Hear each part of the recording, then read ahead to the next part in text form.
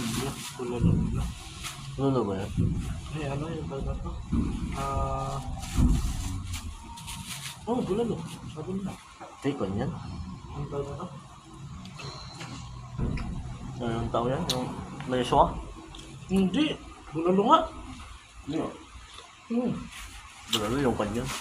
Sarap. Burger. Sarap. Sarap na yun. So, binili. Kaya ano?